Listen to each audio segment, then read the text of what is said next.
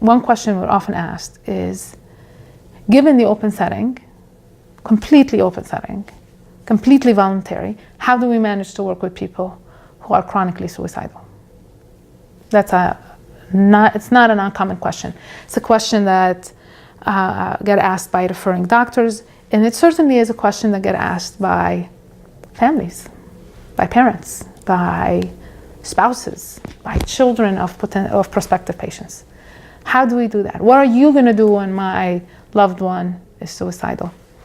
Another question that gets asked is, when my daughter or son or family member hides in their room, what are you going to do? What are you going to make them do in treatments? So the answer to all of that is pretty much the same. And it has to do with negotiating during the admission consultation a partnership between the patient, the prospective patients, and the treaters. So during the admission consultation, I want to find out whether they're interested in entering a collaborative partnership with the staff to work to understand the nature of their difficulties, to learn something about them while suspending actions without acting on their suicidal behavior.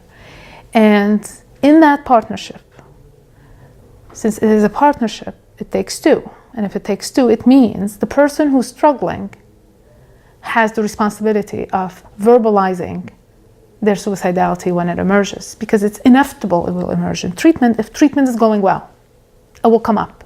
If they've had it before, it'll come up. Sometimes it comes up even when they didn't have it before, because they have opened up awful, awful feelings that were unopened because they were unbearable. And when they open them up, they might feel they can't stand living.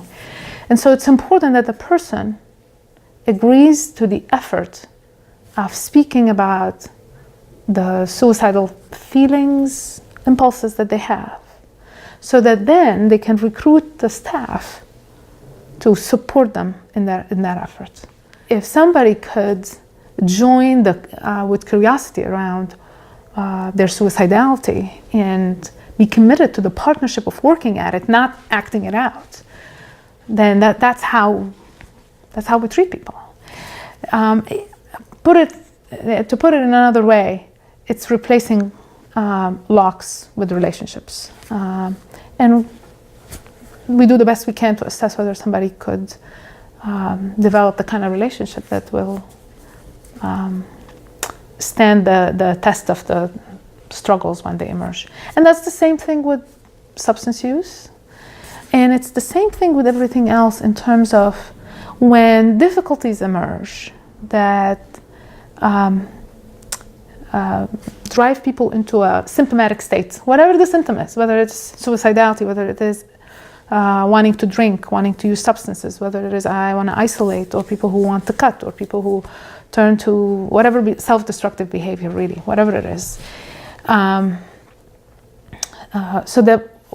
when people become symptomatic in this way, we try to engage them around what is it they're doing, what is it about, what does it mean, and how is it the way they mobilize their agency to address an issue that is coming up. And so we try not to bypass that by telling them what to do, but engage them to see what they're going to do in the face of what is emerging and what they're learning in the process.